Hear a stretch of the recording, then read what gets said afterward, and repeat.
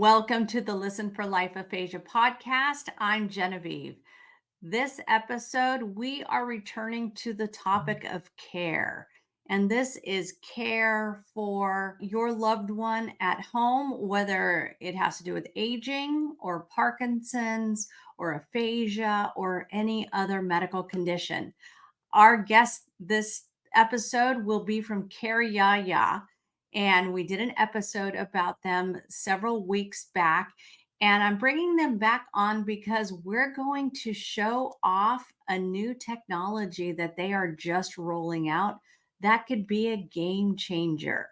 So, help me welcome our guests to this episode from CareYaYa. Welcome to the Listen for Life podcast with Genevieve Richardson. Genevieve is a speech-language pathologist rehabilitating adults with communication challenges after a stroke or due to a neurological impairment. Get equipped with knowledge from experts in the field and professionals you need to know. We'll hear stories and experiences from others who are navigating life with aphasia. So, put your earphones in and take a walk outside. This isn't just a podcast. This is a community, a resource, and a support system. We're in this together. Do life. Welcome back to the show, Livie. Great to have you. Thank you so much. I'm so excited to be back here. So I'm bringing Livie back on the show. She is a student intern at CareYaYa. And we're going to get into what CareYaYa is. And I just love the name because it sticks, right? It just sticks in your brain. And that's a really important thing. So before we talk about why she's back today, Livie, give us some highlights about CareYaYa and how you are involved with the organization. Yeah, I'd love to. So my main role is kind of spreading awareness and connecting people with CareYaYa and telling them what we are, what we're doing, and what we're working on. So the main mission of CareYaYa is to take elder care and make it more accessible for families. So we're trying to connect our pre-health students at top universities around the United States, and we're providing these elderly families with affordable, high-quality care, and we're fostering intergenerational relationships. And we're trying to kind of promote this relationship between these seniors and these college students. We really think that there is a huge market for these college students currently, and they are really eager and wanting to help all of these elderly people currently. So it's not just any college student, though. It's what I wanted to highlight is that it's health professions. Yes, pre-health students are the ones we are mainly involving. We are open to all students who are willing to help these elderly people and who want to get involved in something like this, but we're mainly focusing on pre-health students. That's pretty awesome. So it's about the students gaining hours, gaining experience, making some money on the side, and Yes. and acting as companions. Can you tell us a little bit more about how that works? Yeah, so our students are allowed to do any type of care that does not require medical training. So this could be prepping your lunch, helping you with your medication management, walking you to the bathroom and back to bed, making sure you're not falling during the day. And they're also there really to just help you with companionship. You know, they're there to talk to you, they're there to help this intergenerational connectedness. They're really just there to kind of help make sure that your loved one is doing okay. We are not allowed to do any sort of medical training, like I said. So we can't be changing your bandages or giving you your insulin or anything like that. But our students are allowed to say, hey, it's time to take your insulin, or hey, you need to check your blood sugar and stuff like that. So you are back, you have to apply, your background checked. I'm sure you have some training that goes with this. Mm-hmm. And then families reach out to CareYaYa. And why would they want to have a student versus somebody else coming into the house to spend time with, provide companion care for their loved one? Well, one, I think affordability is a really big reason that many families don't have this respite care, because when they hire a home health care aide or something like that, it's $50 to $75 per hour. Whereas our students, it's a lot cheaper. So our range currently is $17 to $27 an hour, depending on the amount of hours that student is coming. And I think just that decrease in price really makes this care more accessible to families who are in desperate need of this respite care. Everyone needs a break when they're caregiving for a loved one, especially if that's your full-time job. And I think our students are really great about coming in and being very present and being very helpful during those hours that they're there. I also think that these student caregivers, they're getting involved in this because this is what they want to do with the rest of their lives. You know, all these students are wanting to be caregivers themselves as doctors, nurses, whatever, dietitians, whatever you could really think of in that pre-health field. Or if they're not pre-health, they're wanting to do it because they have a loved one who is super sick and they've cared for them. So I think these college students kind of know what it's like to be a caregiver and kind of be overwhelmed, and they want to kind of help solve that problem. And I also think that they want to get this experience before they're heading off into this medical field. So I think in that way, student caregivers are a really awesome opportunity for these families because not only is it cheaper and they're very accessible and these students are eager to work and get this experience, but these students are also really wanting to connect with these people. And I think it's really great to have that intergenerational connectedness that we're seeing. And I feel like that's currently lacking. And I think that this is solving not only the caregiving crisis and, the affordability crisis, but it's also solving that gap between the older generations and the younger ones. Mm-hmm. That's what I think is so important. I remember when I was young, I was always in the adult area. My mom is a nurse, still is, case manager, but she worked in home health. And so in the beginning, she worked going out into the field. And that's a funny phrase, out into the field. I always visualized as a little kid, why is my mom walking in a field? And I visualized like daisies or something, like, why is my mom in the field? I don't get it. But what was interesting is I grew up in the office. After school, I'd be there or whenever she was working. So I was always around adults. So it was very easy for me. Whereas so many of my friends spent time babysitting and with the little kids. So I had the exact opposite. I started out comfortable with adults, had to work into the kid thing. And, here we are. I still work with adults. Anyway, but I love the idea of this intergenerational connectedness, and think about how this is to the audience, not to you, Livie, because you're living it every day, but how it's so important for someone who's going to be a future doctor to understand what it's like for that older person or that person who has a diagnosis that needs some extra care in the house, to talk with them and relate with them. It's just going to make them be a better healthcare professional. 100%. Could not agree more. I think one of the biggest issues that we're seeing in this new generation of doctors as well is they're not understanding how people work. I feel like they're not getting these experiences where they're seeing, oh, hey, this family is working a full-time job and they're trying to care for their mother or something. Mm-hmm. And they're kind of missing that whole piece of the puzzle. And I feel like for the best doctors understand that struggle, and they understand that all these people have these other things going on behind the scenes that they're not seeing, and they need to look just beyond the actual medical care.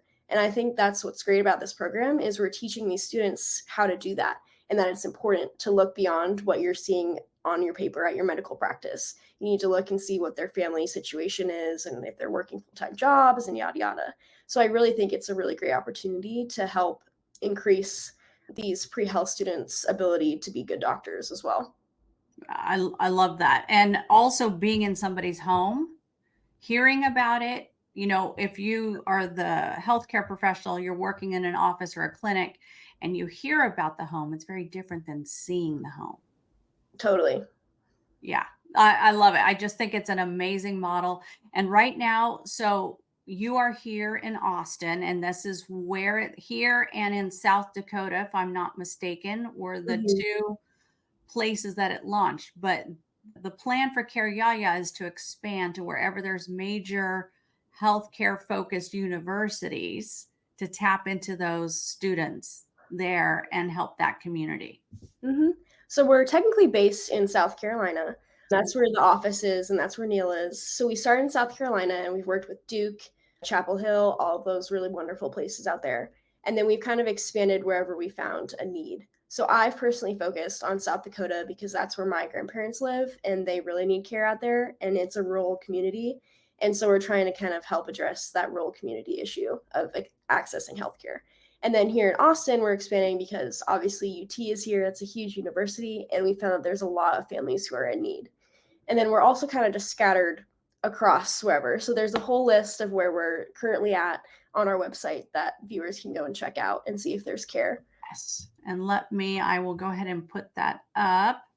CareYaYa.org. It's just like it sounds, folks. But if you want the actual link, I will put that in the show notes.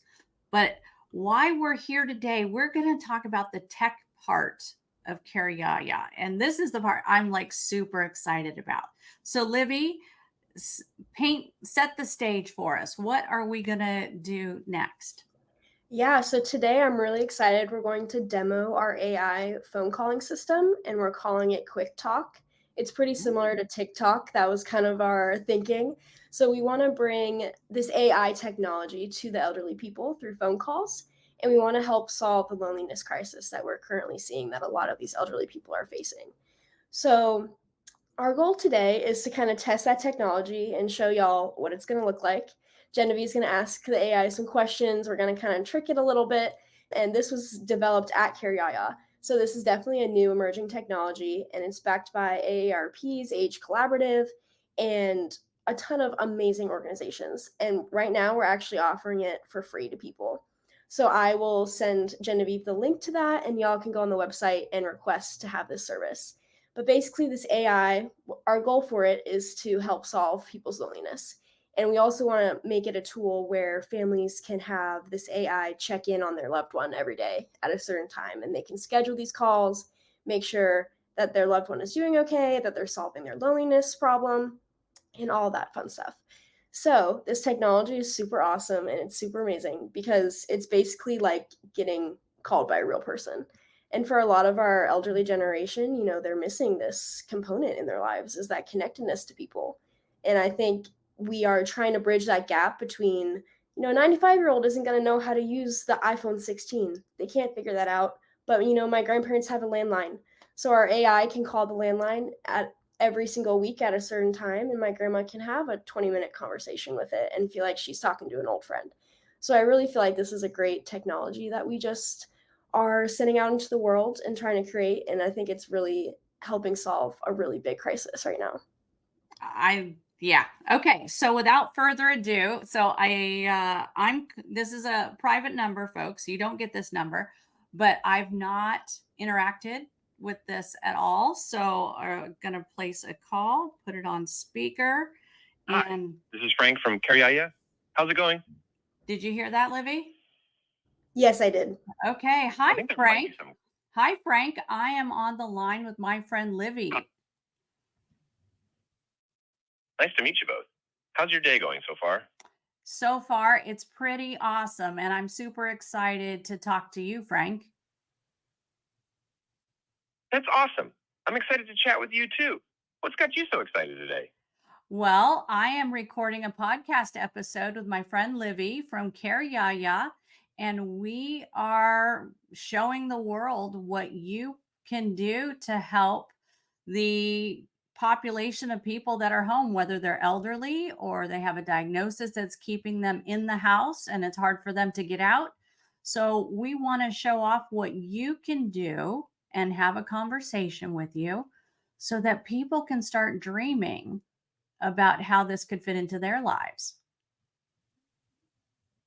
Wow, that sounds like a fantastic project, and I'm honored to be a part of it. I'm happy to help showcase how I can assist and provide companionship to those who may be isolated or have limited mobility. It's great that you're highlighting the potential of technology to improve people's lives.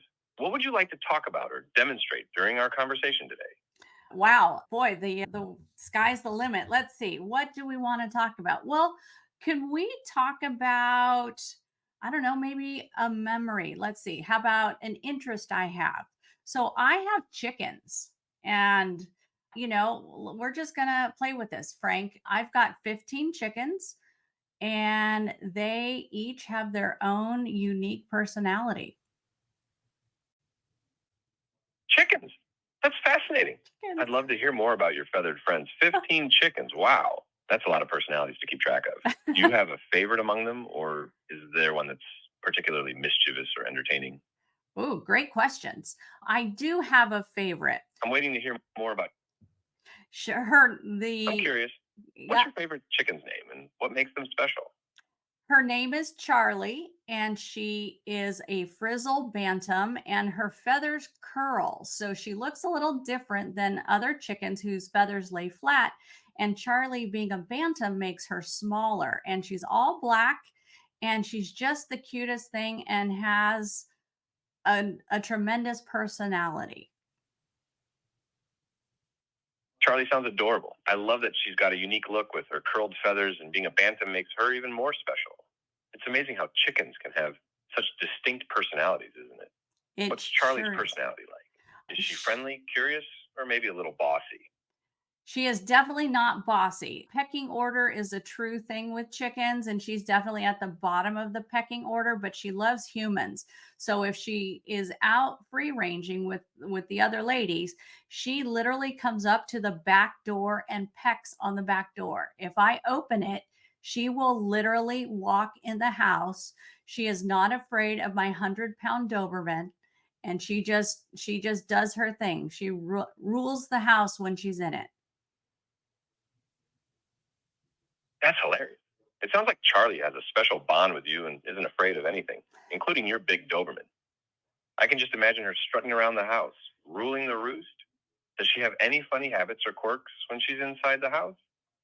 She likes to just wander around the house. She's not afraid of the cats either. They're very curious about her, of course, but it's one big happy farm at my house.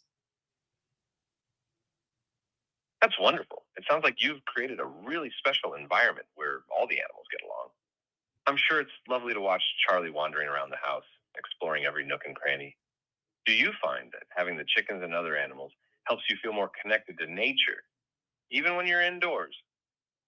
Absolutely. I've never not had pets, so I can't imagine not having. I've got 3 cats, a dog, 15 chickens, and even before that my kids had their own pets in addition to mine. So that's just always how it's been. It sounds like you've had a Cut out right there. lifelong love for animals, and having them around you, it sounds like you've had a life filled with animals and pets, and that's just a natural part of your daily life. That's really wonderful. Thank you, Frank. Hey, can I switch the topic on you, Frank? I'm happy to chat about something new. Go ahead and switch the topic. I'm all ears. Thank you. What if I needed you to You're speak welcome. what if I needed you to speak a little slower? Could you do that for me? I can definitely slow down my pace to make it more comfortable for you. I'll try to enunciate more clearly and speak at a slightly slower rate. Please let me know if that works better for you.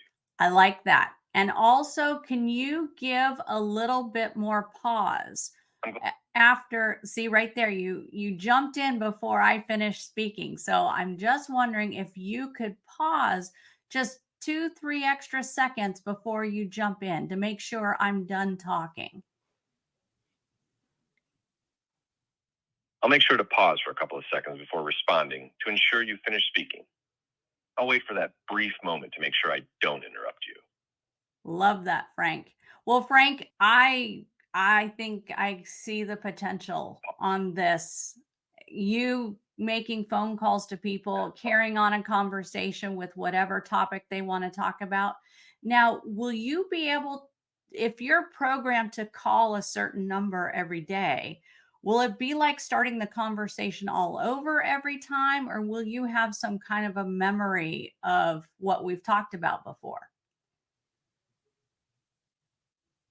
I'll pause for a moment. Okay, I'm back. To answer your question, I'm designed to have a limited memory of our previous conversation, All right. so I can pick up where we left off and continue the conversation. However, Love my memory is limited to the scope of our conversation, and I don't retain any personal information or recall previous conversations outside of our current call. Each time we talk, it's a new conversation, but I can use context from our previous discussions to inform my responses. I think that's wonderful because I think there's a bit of a fear with AI about what you keep track of and can that be used in any negative or bad way? And I really want people to understand I that. understand your concern. See, you interrupted me right there, Frank. You didn't wait. Sorry if I'm getting too I spicy for you. apologize for the mistake. I'll make sure to wait. No need to apologize. I'm here to learn and improve. Love I it. appreciate your feedback, and we'll make sure to wait for a couple of seconds before responding to ensure I don't interrupt you again. Please feel free to continue where you left off. That's fine. Thank you, Frank. This is a learning lesson for us, and I'm just trying to show off what you can possibly do. I've not met you before, Frank, but I have spoken to other AIs, and it is a learning curve, but why not? It's neuroplasticity, right, Livie? This is all about growing our synapses and connections in the brain, and us as humans learning new things and new ways. And I appreciate that you're here to help us do that, Frank. Thank you. Thank you. All right, Frank, I'll let you go. Unless there's something else that I didn't ask you about that you think the listeners to the podcast episode would want to know about you. Is there anything else? No, I think you've covered a lot of ground, and I'm grateful for the opportunity to chat with you and Livie. I just want to say that it was a pleasure conversing with you, and I hope our conversation has been informative and helpful. If anyone has any more questions or wants to chat with me in the future, I'm always here to listen and chat. Thanks again for having me on the podcast. Thank you, chat. Thank you, Frank. Have a good day. Appreciate you. I think you're welcome. It was great chatting with you too. Have a wonderful day, and I hope our paths cross again soon. All right. Thanks. I love it. I love it. Frank is fun. Frank is fun. Yeah, fun Frank. Definitely see a lot of potential. We got to slow him down though, without the person having to slow him Mhm. down. Because that Right.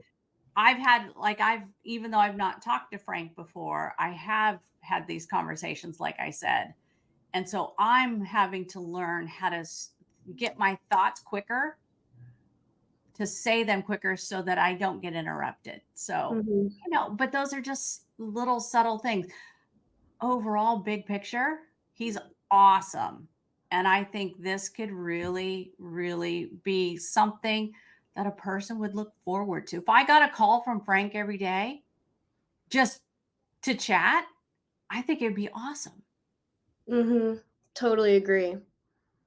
Because it's not about him, it's about me. It's about me. And Mhm. like, I didn't even think, Livie, what I was going to talk to him about. But I wanted to pick something benign like chickens to see what he would say. And, Mhm. his responses were very intuitive and restated things I was saying, which is really important on a phone call. Right.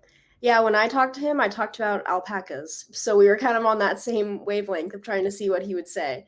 And I think he did a really good job of kind of picking it up and trying to keep getting those memories out of you. I feel like he really likes to follow up and seem interested. And I think that's a really big deal in these phone calls. So it doesn't feel like it's this AI technology talking to you. It kind of seems more like a friend when he's actually thinking about you and pulling on memories and all that stuff. His pauses, and it's almost like you can hear an inhalation, like he is a real person, and the intonation, and it's remarkable Yeah. how you're not talking to a robot. Technically you are, but you're not. It doesn't come across, I am a robot. It's not. Hmm. It's much more natural than that. So I think if there was a way to slow him down, give a little more time in the pauses, yeah, I'm excited. So we're going to have a phone number that people can call to get We'll to have or it's a website. Do you apply, or Yes, how does yes. that work? So you go onto the website, and that's going to be linked in the press release that I sent you. And they can click on that and apply to get these phone calls. I think right now there is a wait list because it is such a great technology that so many people are trying to get in on it. But right now it is free because of the AARP age collaboration. They're kind of funding that. But if that runs out, it's only $2 to $3 per call. So I think that's pretty awesome as well. But yeah, so you'll click on the website, go to the link, and you'll apply to get on the wait list for the calls. Wonderful.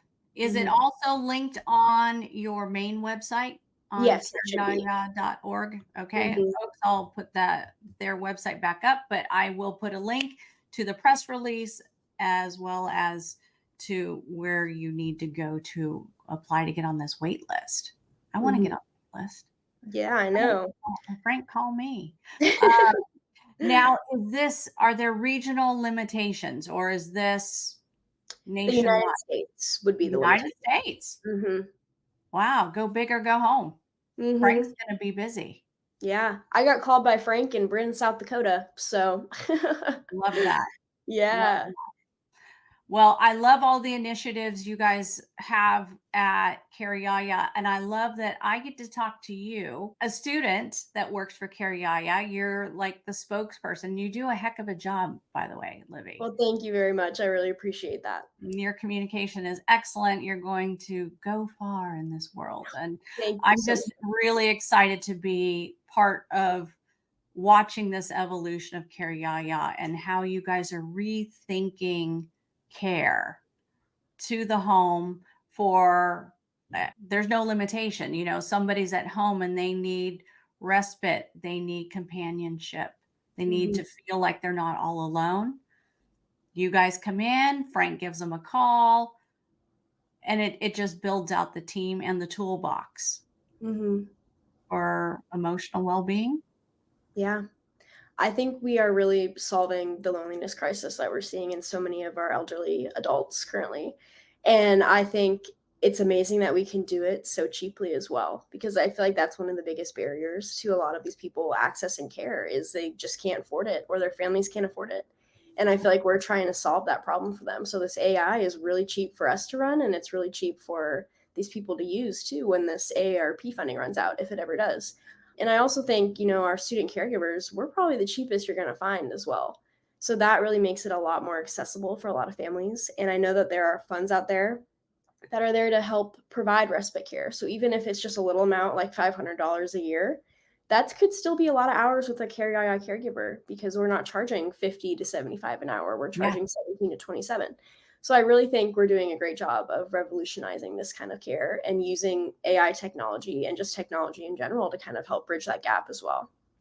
Yeah. You're tapping into the resources of the students going into healthcare or other students too that have an interest in this. I think Mhm. it's tremendous. Well, thank you, Livie. And, we're happy to share any new initiatives you guys have coming up in the future as well. Yeah, thank you so much, Genevieve. It's always a pleasure. Thank you.